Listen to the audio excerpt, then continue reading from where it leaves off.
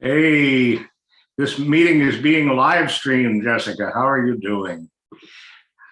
Oh, you look good. Yeah, I'm doing great.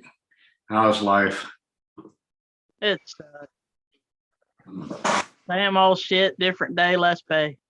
In your case, a lot less pay, I guess, right? Oh yeah. How are you? Obviously, fighting mad. I know it's like, let's talk about Confederate History Month, because Confederate History Month, this is what April is. Black History Month was in February.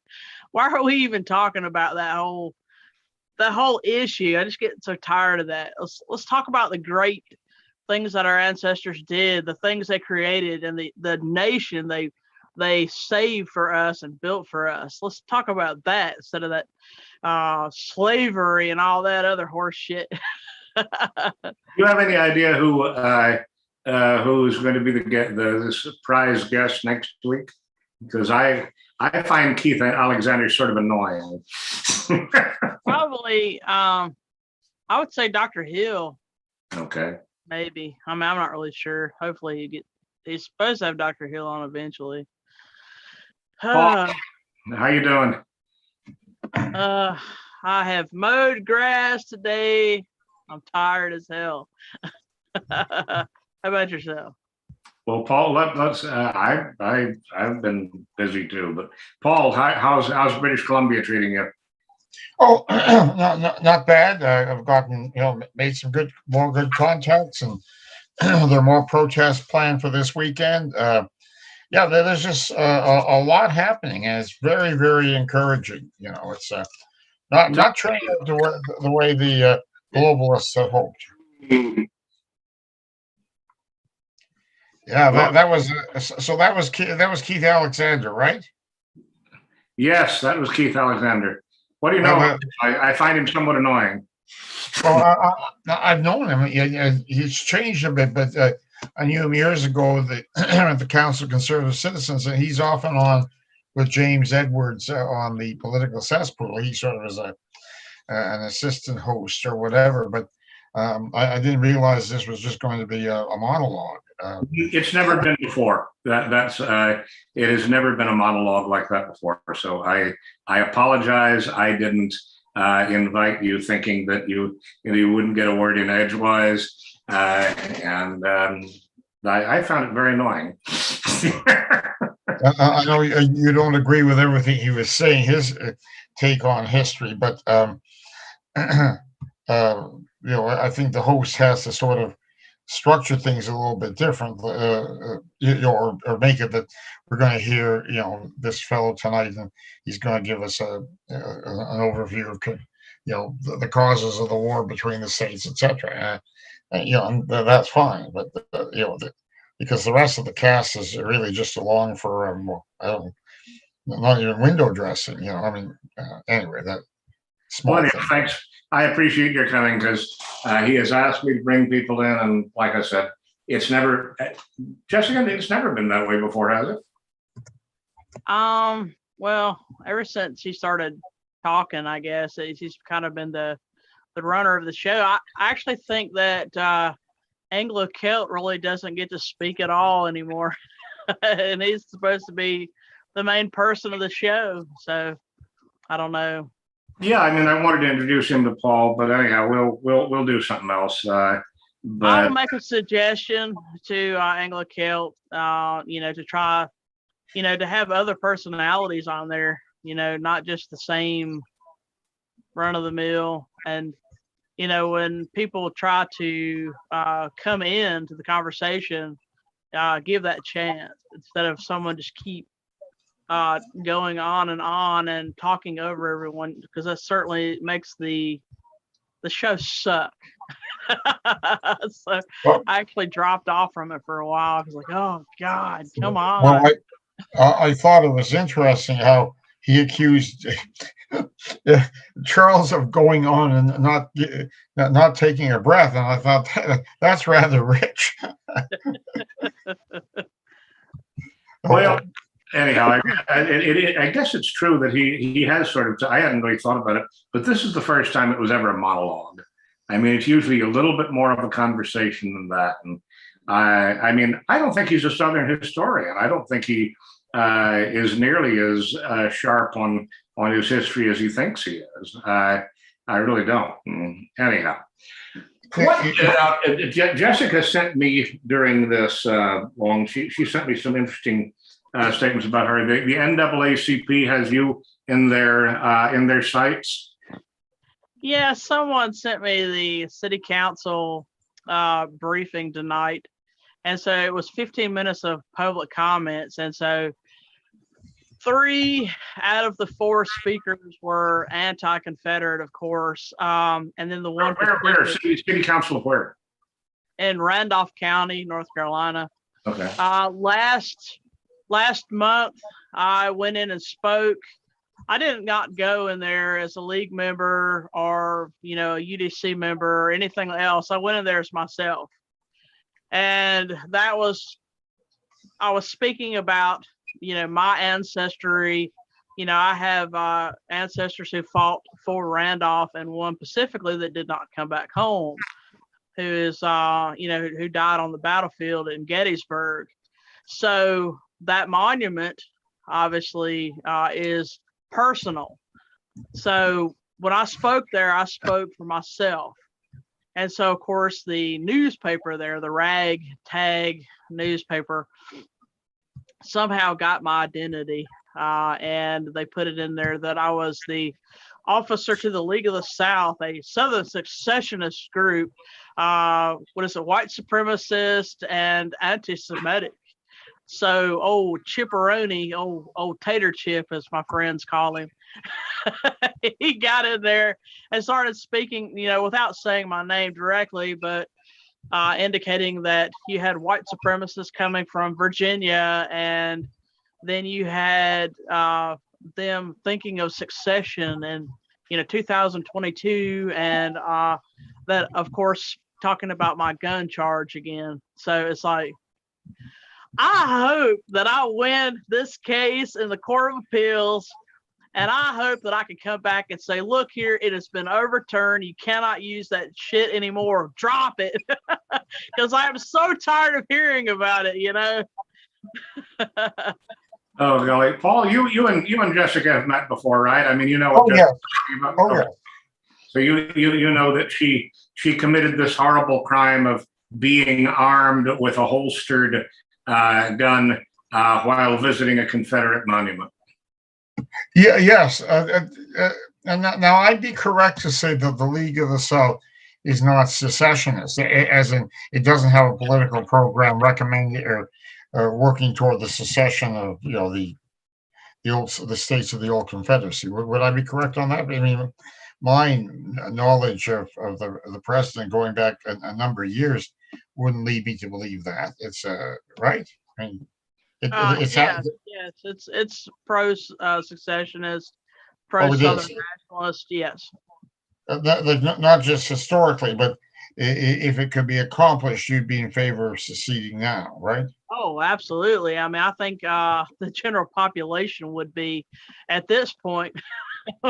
So, what is it? 32% for old Potato Head now. Nobody believes in his obvious stand on everything. What did they say? It was the worst porno flick ever, where one man fucks an entire nation. Pardon my French, but that's what the meme one of my friends said today. But it's true. Potato Head is Biden, right? Huh? Potato Head is Biden. Yes. Oh yes. I've never gotten past President Trump's calling him Sleepy Joe. I thought that was a pretty good handle too. Potato Head related to a particular incident where somebody said that they would rather vote for a potato than Biden.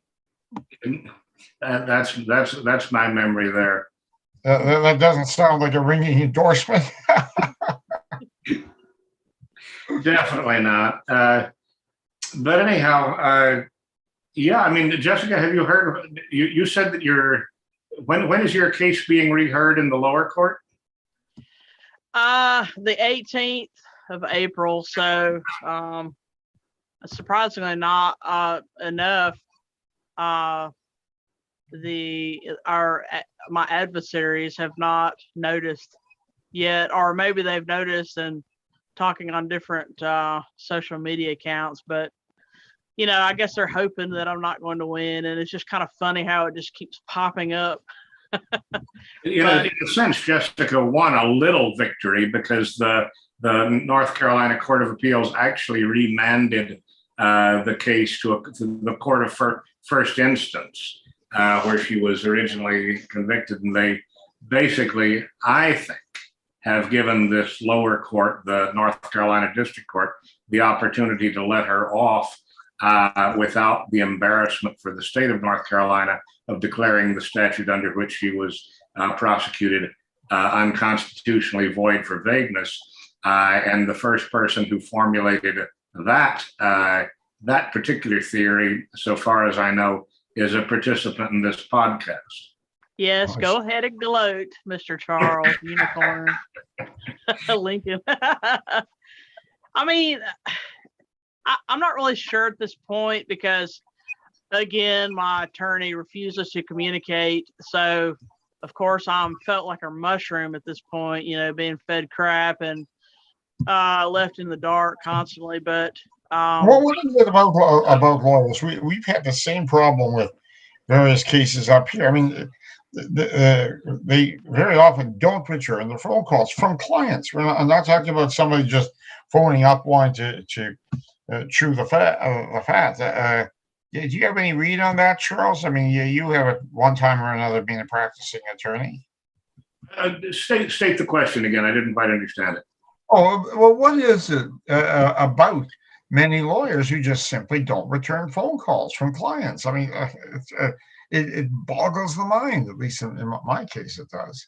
Well, I mean, I think what's happened is a very subtle transformation, or maybe not so subtle transformation. I very clearly remember in law school and in my bar review courses being told over and over and over again that a lawyer's first duty is to his clients. And yes. I remember Jeffrey Miller, who taught the legal ethics course at the University of Chicago when I was there. I remember him saying, with kind of a wan smile, but nonetheless seriously, that a lawyer should be prepared to go to jail for contempt of court rather than betray his client. And that was the essence of, that was the degree of loyalty that that a lawyer should have. And right here in Louisiana, in the past 2 weeks, we've had a case where a lawyer is telling one of my good friends that she has to back down on her position because a lawyer's first duty is to the court and to obey the court. And why would anyone hire an officer of the court to be their advocate? It doesn't make sense. If all a lawyer is an officer of the court, and if he owes no duty of loyalty or trust or confidence to his client, why hire one? I mean, exactly. It makes no historic sense, and yet this is a very distinguished lawyer right here in the Garden District, a couple of blocks down from me, who basically is saying we are strictly instruments of the court, and we have to implement whatever the court wants, and what you want basically is to comply with the law as determined by a judge. And I just let loose on him when he said that, because I mean, there's a historical origin of the word attorney. Do you know about it, Paul? No, I don't. Well, you break it down. It's from Latin ad, A-D, which means to, and tourney. What's the tourney? The tourney is where two people turn around and fight each other.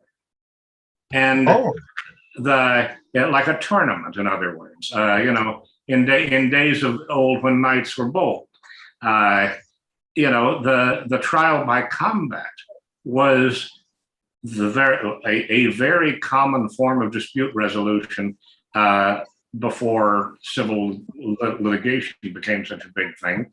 And knights, in part, owed their prestige to their willingness to fight on behalf of others. And the term esquire that lawyers like to append to their names these days, that is from the Latin for shield.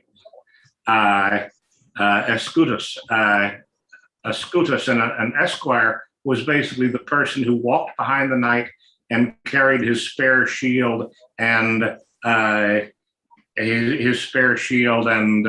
lance. And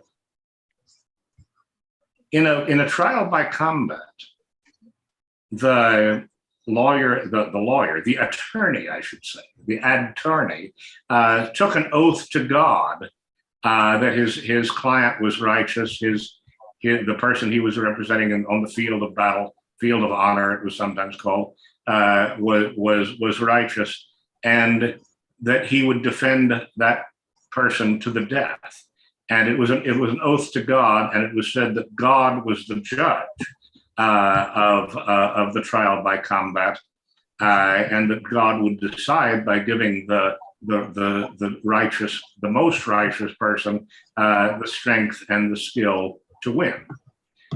And that is like, if you look at, obviously Marcus Tullius Cicero was not on the field of battle like that, but as an advocate in Roman trials, the man we call in English typically Cicero, was absolutely loyal and devoted to his client's interests, and we preserve his orations in favor of his clients to this day.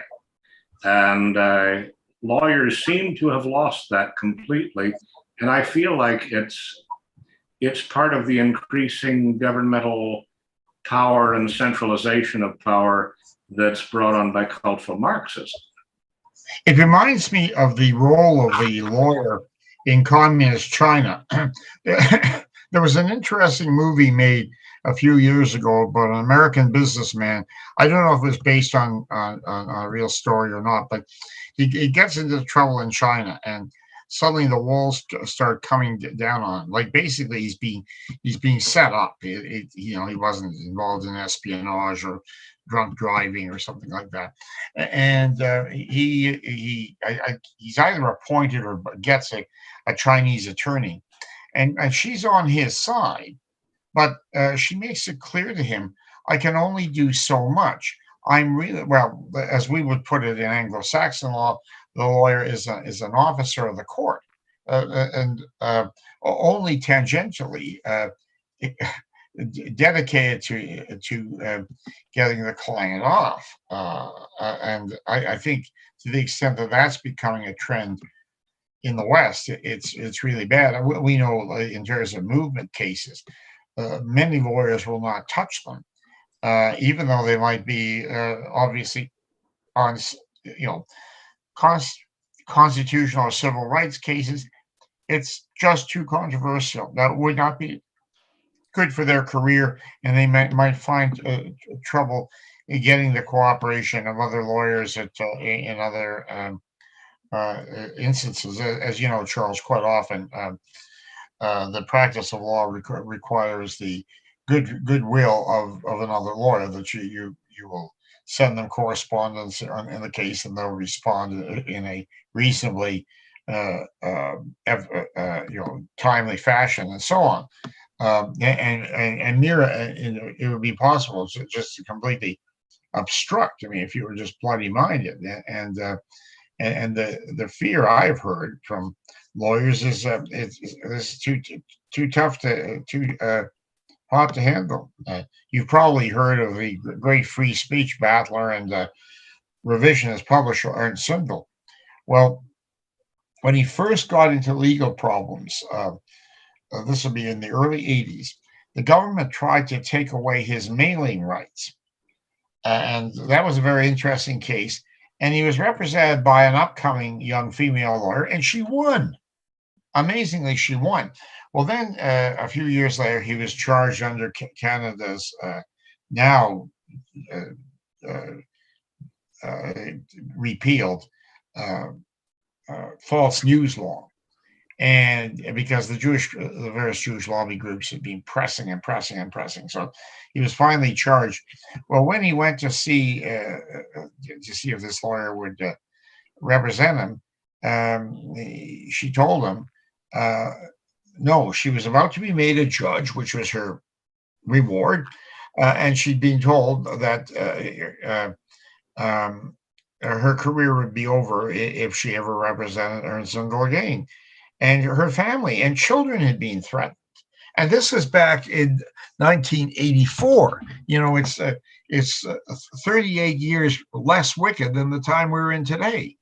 And so it takes an incredibly brave lawyer to go to bat in political cases. And that notion that anybody, even an accused mass murderer deserves a fair defense. That's great theory, but I don't see it being practiced. Well, I think honestly that's why I'm a former attorney. I've always been proud to be white. What can I say? I've always been proud to be white. I've always been proud to be a Southern. I've always been proud to be a Christian.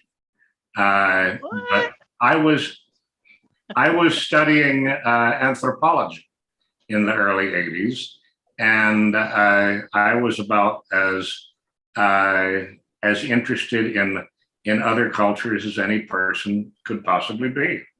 I would still maintain that the Maya of Yucatan and Guatemala are a superior race compared to all the other Native Americans, and that they rank up there with basically the white Europeans in their achievement. But for various reasons, I had always had an interest in law, and I also saw in Mexico that the perversion of law was a large part of why Mexico was underdeveloped and why Mexicans were not doing all that well. And so I ended up in law school in my late 20s, and I started off working for judges, and I saw a lot of civil rights cases. And I had this incredibly naive view that they really meant it when they said civil rights were for everybody, and that Black and white people should be equal. I really believed it. I really believed that. I believed that was what the system was devoted to. And so when I first set up my own law office, I had a lot of people coming to me complaining about basically police brutality. But I lived in an all-white suburb, an all-white suburb surrounded by all-white suburbs. There was no race problem in Northwest Travis County, Texas. None. Now, where is Travis County? Huh? Where is Travis County? Austin. Austin is the seat of Travis County, and Northwest Travis County is just by the Colorado River. The community I lived in was surrounded by a national wildlife preserve and a recreational lake. Okay, I can picture where you were. Yeah, okay, got it. So what happened? Anyhow, I brought exactly the kind of civil rights lawsuits that I had seen Black people bringing, or white lawyers bringing on, white and Jewish lawyers bringing on behalf of Black people. I brought exactly the kind of civil rights lawsuits that I had seen people winning, or at least doing perfectly respectably in, getting good settlements and everything on behalf of white people, upper middle class to upper class white people in Lago Vista, Texas. And the reaction was appalling. The reaction to bringing serious civil rights actions on behalf of white people, it became a local and up to a point, a more than local sensation that there were 7 civil rights lawsuits on behalf of the citizens of a community where I used to joke it's not really that far from the truth, where golf holes outnumbered people. And yet the police, I mean, in the 1990s, part of the background here is, of course,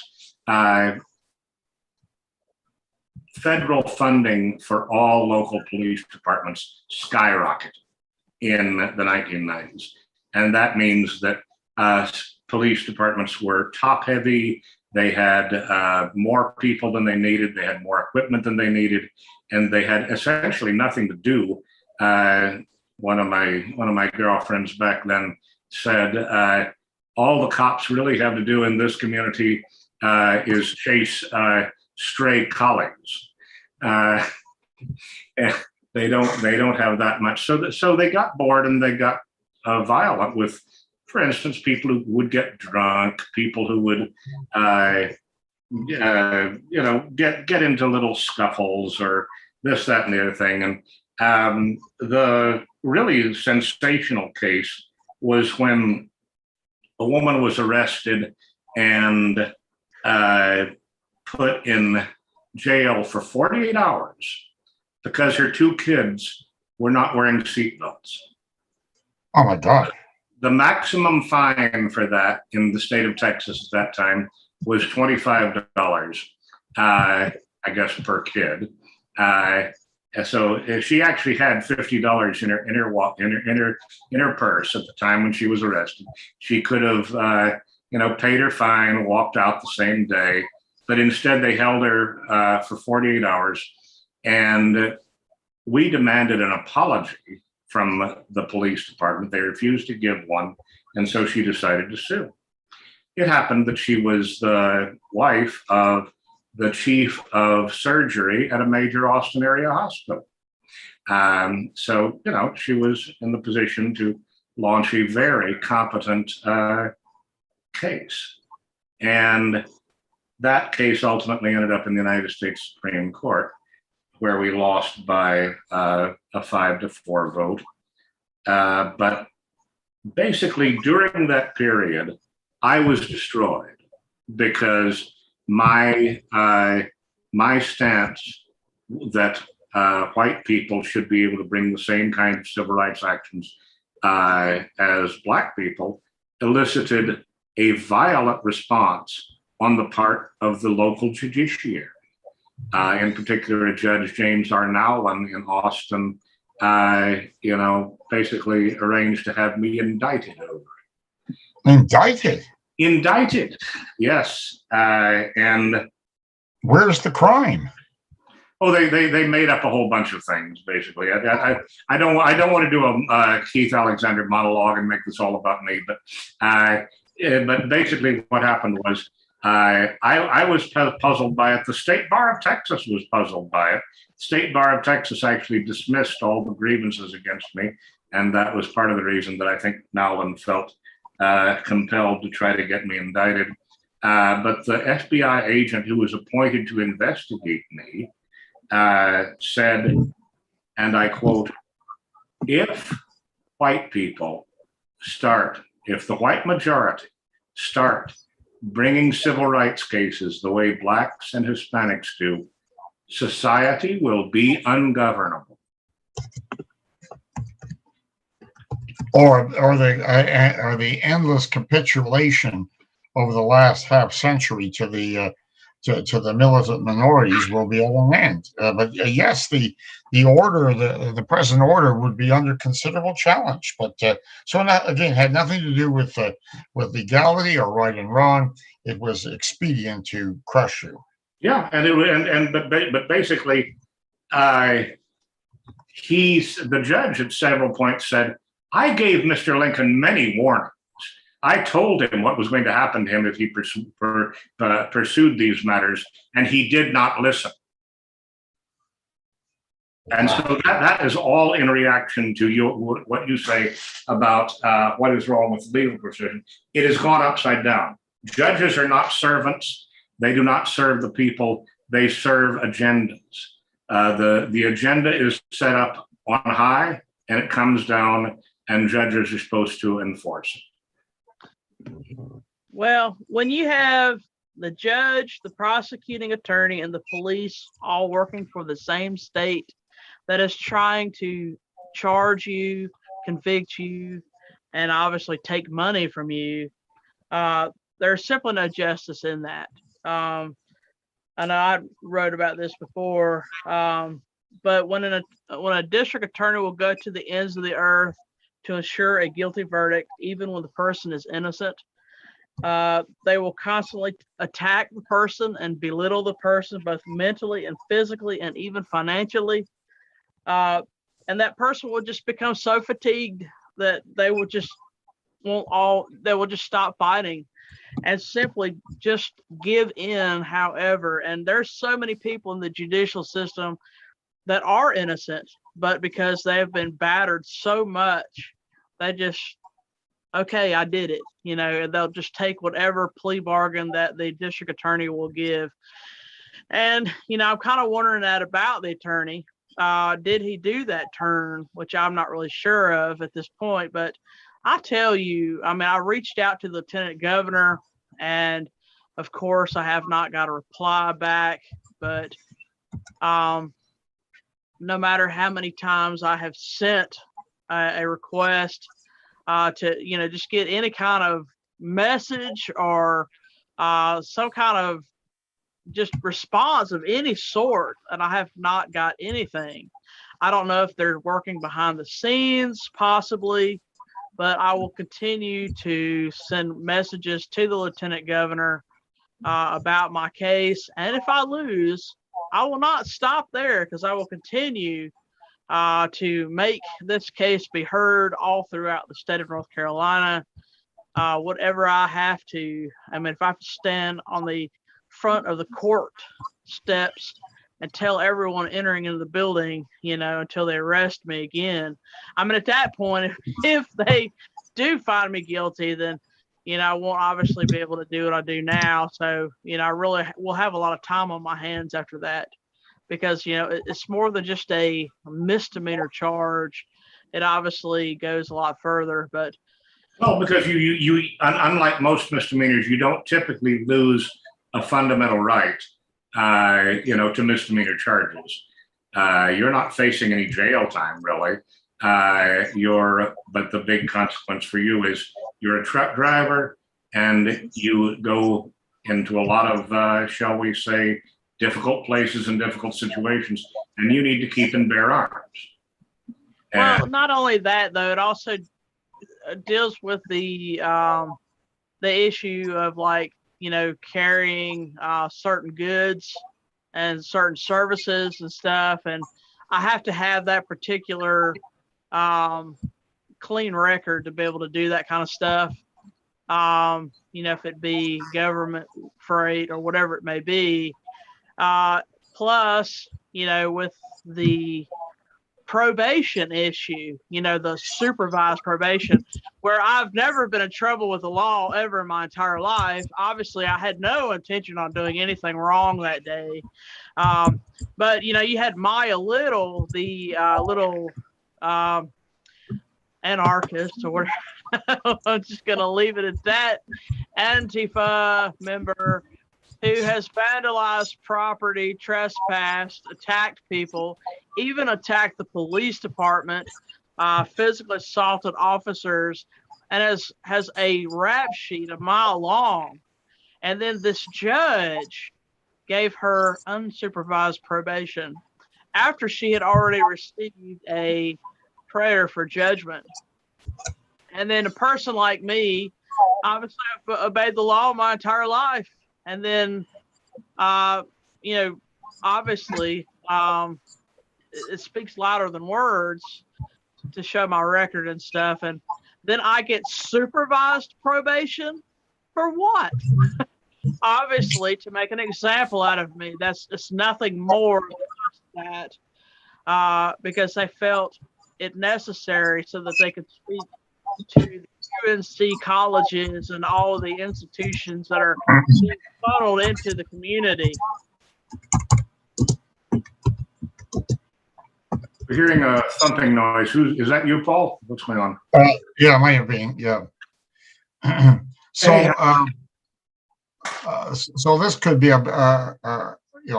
could really mess up your life for a while, but Jessica. Oh yeah, I mean it's a year, but under the supervised probation, I won't be able to leave the state of Virginia. That's just the laws or whatever. That's the state of Virginia. And then I'll have to be plagued with a probation officer, and I can't have the right to bear arms, and it's pretty much, again, it's just an attack on me because the ideology that I believe in, I guess, versus what they believe in. I mean, that monument that was there that I wanted to go see, that monument had to leave that town because it was beyond the state law that clearly says that they cannot remove it unless they are improving like construction or something like that. But it must go back into an area of the same prominence. So technically it should have been put back up, but it was not. So they had a blatant disregard for the law itself. And when it came down, of course, they are with open arms accepting all these UNC students and all this housing for the students. And now they have a car manufacturer down there, ironically.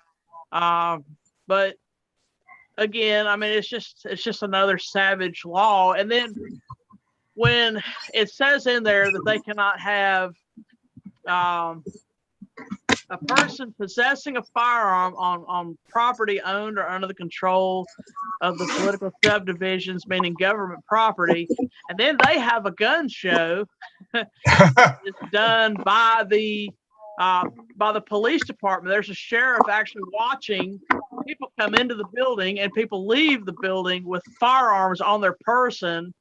And he is watching them break this law and does absolutely nothing to stop them. And then, and they sponsored it. They actually made money from this.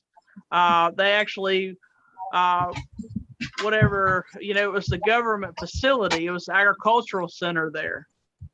So that's kind of ironic. I don't know. But I mean, basically, I didn't realize that you'd be locked in the state of Virginia for the entire period of your probation. I'll essentially lose my job. So, I mean, it's more than just a misdemeanor. It's there's a lot riding on this. So I guess if I do, like I said, get supervised probation, I'll have a lot of time on my hands. And then I'm supposed to keep a job. But when they're going to take my job away, my career away, for some petty, as the Court of Appeals responded, a petty misdemeanor that they really didn't even have jurisdiction. When the officers arrested me, they arrested me on a statute that was totally different from what they actually charged me with, because they upgraded the citation multiple times to make sure that it fit. It's like throwing macaroni noodles to a wall. Eventually you'll make something stick. And that's exactly what the state of North Carolina did to me. Well, anyhow, I mean, Jessica's business is being a trucker. And this is why Paul is up in in British Columbia, and I wanted you all to talk about the nature of the trucking industry and strike right now. What, Paul? We've been talking about other things, but what happened today, and what's the news from British Columbia? Well, actually, just more protests are being organized in the town, Penticton, about 30 miles from where I'm staying. There's going to be speeches tonight by a couple of medical doctors who are rebelling against the system. They have their own views about the nature of COVID and forced masking and vaccine. And they will, I believe, be speaking in another town tomorrow. I mean, there is just almost daily activities, and that's going on right across the country. And I've mentioned this before, but I think this is being it's being terribly reported by the mainstream media. They just basically ignore it, and when they can't ignore it, the report isn't a report; it's a rant about conspiracy theorists and that. But it's also being badly, I think, misunderstood by much of the political class, who don't seem to understand that this level of anger and protest is not about to go away. There's a force that's being unleashed, and we've got a new political force in this country, and I suspect, to a certain extent, in the United States as well. Why truckers? Why is it that truckers have taken such a leading role in this? Well, many of them are independent businessmen. Not all, but many are.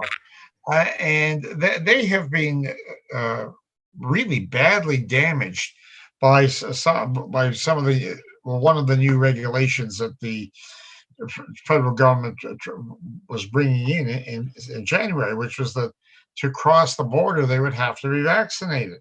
Now that had not been a requirement. So for nearly 2 years of this pandemic, supposedly, they'd been hailed as heroes who kept the goods flowing, kept the vegetables coming in and the fruit on our shelves and moving goods around the country, and they were the good guys. And then suddenly, there's a substantial minority that did not want to be vaccinated. Suddenly, now they're what I think the prime minister called them a fringe, and people with unacceptable ideas, and so they had a common unity, and they also had a weapon that might not have been realized before.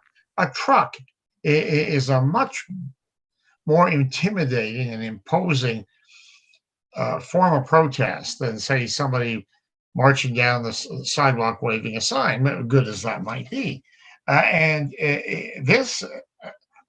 Ottawa, one of the problems the authorities had is when very significant numbers of truckers said, we're not moving, and we're not moving until we get a meeting with the government, and until the mandates are gone. What were the police to do? It was a real dilemma, because a lot of these vehicles are not easily towed, even with a standard tow truck. I think because truckers are a nationwide phenomenon. They're not cotton farmers in the deep south, or even wheat farmers in Western Canada.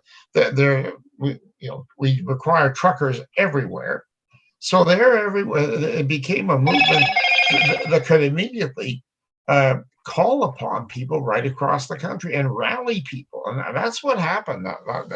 This has driven the globalists absolutely bananas. That you depend on, that even in a global society, you depend on individuals. Well, yes, but it's almost immediately a much a much bigger movement. It's right across the country. you have truckers everywhere.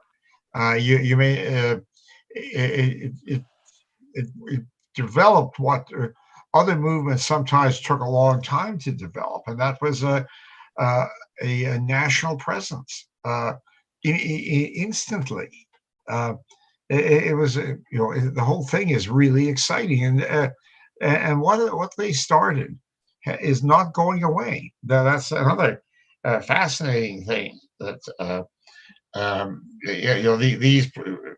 these protests continue every weekend. Yes, at the end of this week, a number of globalists, including Bill Gates, are going to be speaking in Vancouver, and they're going to be weekend-long protests against them.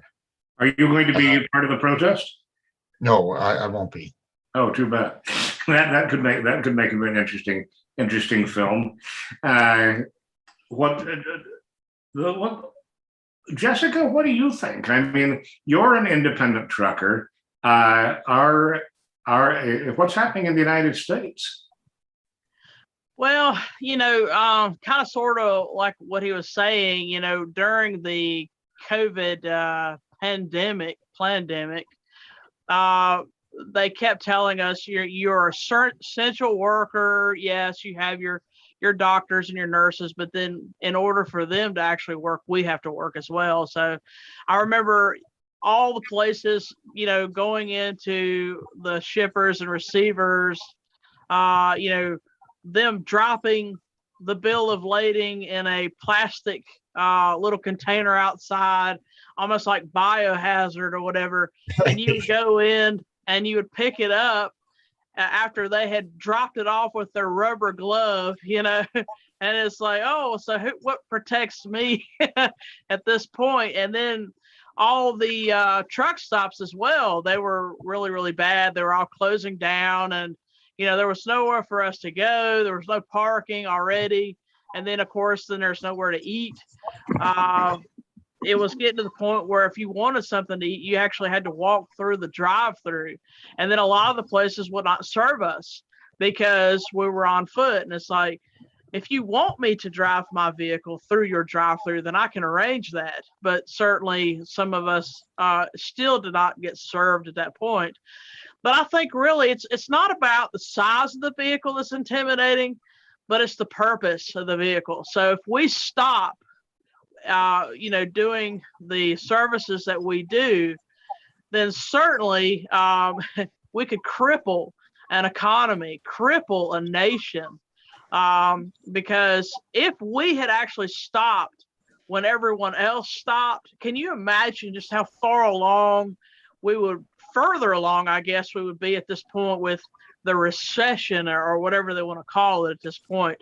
But yeah, we were given little special passes, that we were the essential worker. And if we were caught on the road and somebody stopped us, like the DOT or the police department, they would actually have to show that piece of paper and say, hey, I've been designated as a essential worker.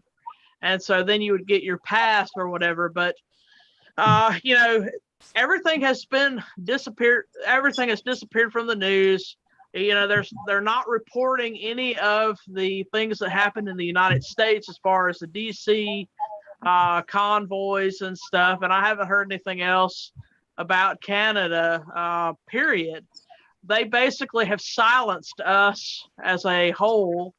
And I guess they think that it's pretty much went away. And I'm sure that the people that are experiencing it obviously know that it's not went away.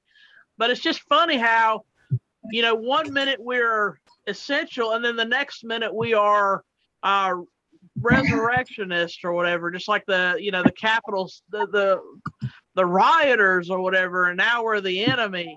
And we already get treated like crap as it is. I mean, I really don't even want to drive truck anymore because just the way, the people treat us.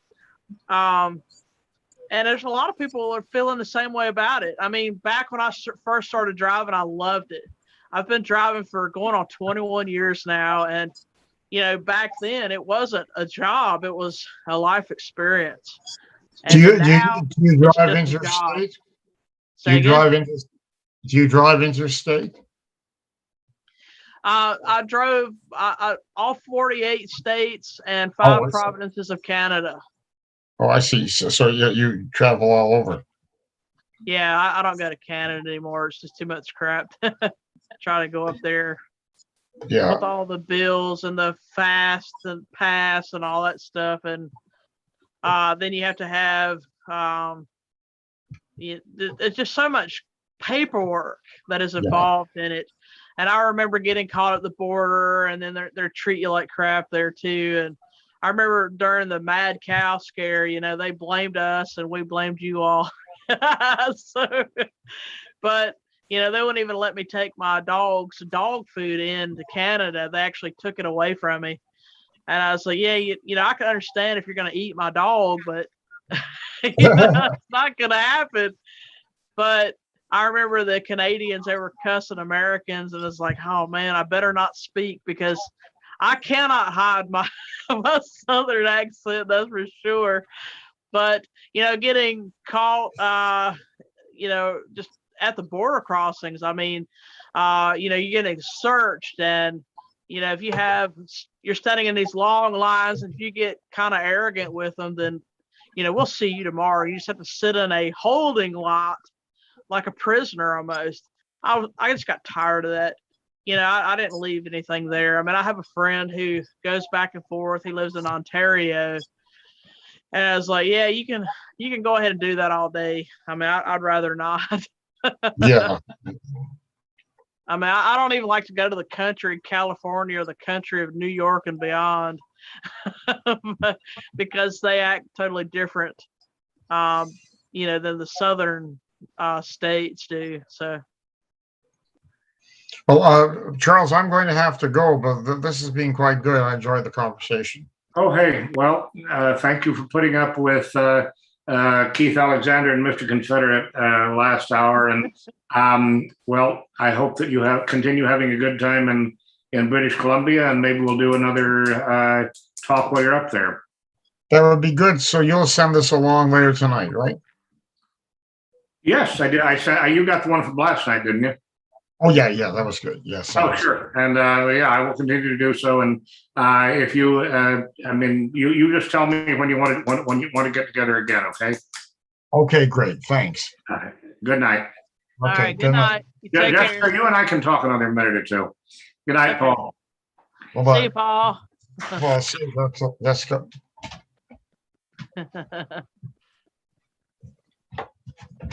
Paul seems like he's feeling kind of tired out. Let him off. Yeah, he seems like he's not feeling very good. Oh, God bless you, Paul. Hope you feel better. Let's see how we do this. Let's see.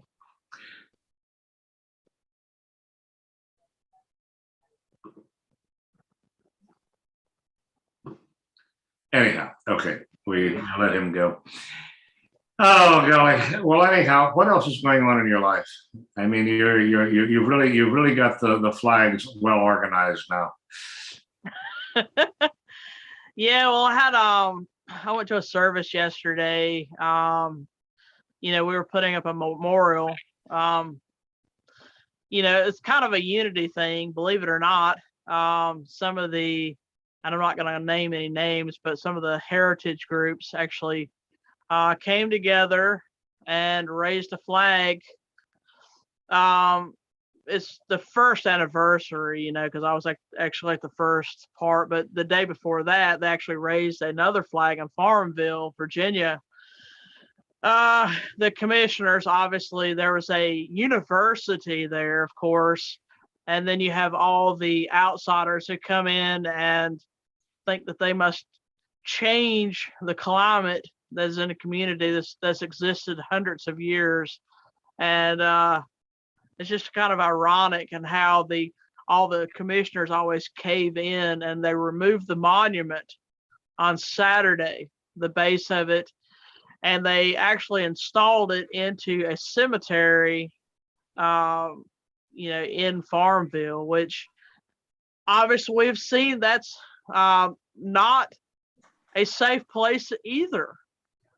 just like my ancestors, North Carolina, they had actually took one of the monuments, and well, two of them I actually know for sure, put them in cemeteries, and Antifa found them and vandalized the crap out of them. So they'll never be happy, basically. So it's a good thing to be part of that ceremony yesterday, and I was not part of the first one, but Oh, that was in Randolph, you said? That's in, or in, where is no, it? this one was in Charlotte County, and then the other one was in Farmville. So So both in North Confederate History Month is obviously April, so there's a lot of things that are going on through the whole month of April pertaining to these memorial services. So if you get a chance, attend one. I mean, they're really good, very well thought out, very inspiring. I haven't heard of anything going on in New Orleans, but I'm not quite sure. Yeah, well, just you have to listen. I mean, they have to be kind of quiet, obviously, because of the people that'll whine and bitch and complain. So it's really sucks, because sometimes the places that we go, they'll stand across the street and yell at us, and they'll even try to disrupt the services, but we never disrupt their services. It's all about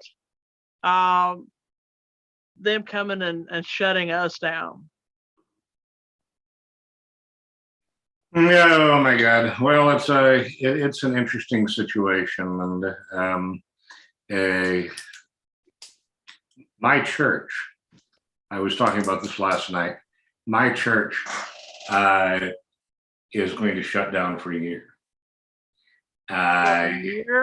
For a year. Why? Well, they're making it sound necessary because they say that in Hurricane Ida last August, some of the upper roof rafters shifted 1.5 to 3.5 inches, and that this could be a harbinger of disaster or something. And they're claiming that the insurance that insurance is forcing them to close down. But I have this terrible fear. Call me paranoid, lots of other people do, but call me paranoid, but I can't help but think that Trinity Church at 1329 Jackson Avenue in New Orleans really is one of the last standing major Confederate monuments. It's bigger than Confederate, it's way bigger than Confederate Memorial Hall. And there is, everybody, the parish hall is called Bishop Polk Hall, Leonidas Polk. And Bishop Polk is also commemorated, as is his martyrdom, in the inscription under the stained glass window, which operates as a kind of a reredos behind the altar. And every stained glass window is either a Confederate or a post-war Reconstruction pro-Southerner, and every single window. And I have this fear that the Marxists who are in the clergy, and I circulated before this meeting, the John Birch Society just came out with a video on Marxism in the churches, and we have one, the head rector is a really sweet guy, except when it comes to politics. I mean, Andy Thayer, I love him as a person, but he is so far left. And then the assistant rector is an outright communist. Outright communist. And I can't help. I think your fears are very legitimate at this point.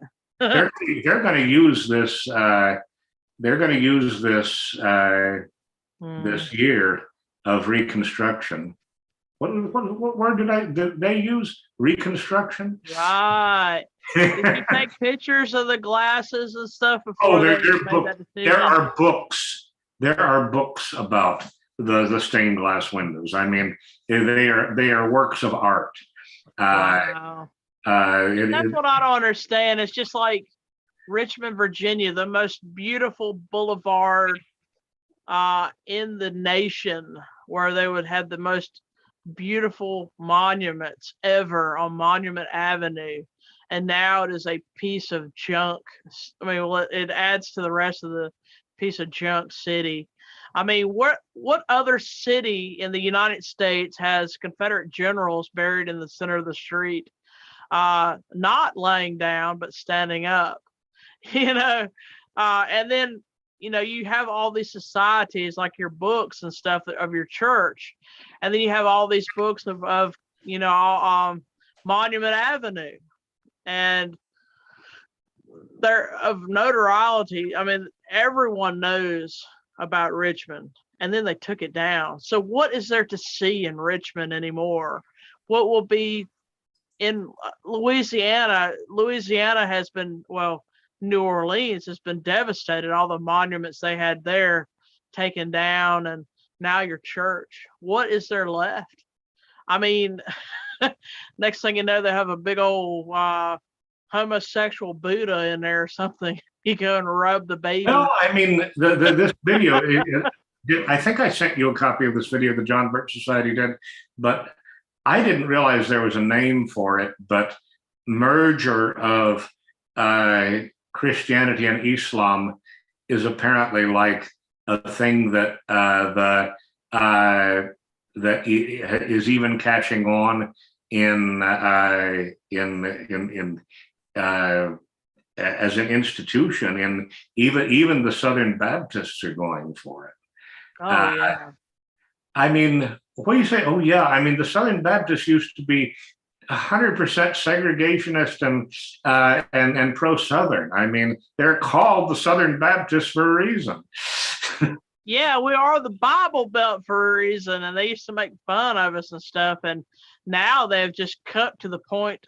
I don't really even want to say that I'm a Southern Baptist anymore. I just say I'm a Christian identity at this point, because, I mean, the beliefs of the church, when they give into all the faggotries of the modern earth, the world or whatever, you have, we must accept everyone, regardless if the Bible causes blasphemy or not. I mean, it's just where they have the gays and the lesbians even teaching the church at this point. It just, I don't even know. I don't even want to go to church anymore, honestly. I mean, when two as a whole, then it's considered as your church. So you don't need to go to a specific building to go to church. That's the way I see it. The church I go to, part of the reason I go to it is because of the specific building. I mean, it is so beautiful and so steeped in history. It's the oldest Protestant church in the Mississippi Valley. Either side, Louisiana Purchase or Treaty of Paris. It is so beautiful, and basically, I feel like this is an opportunity for them to basically castrate one of the most virile symbols of Southern identity that remains in New Orleans, and it's tragic. I mean, it is absolutely tragic. At the cathedral, I mean, the cathedral is where Bishop Polk is buried, and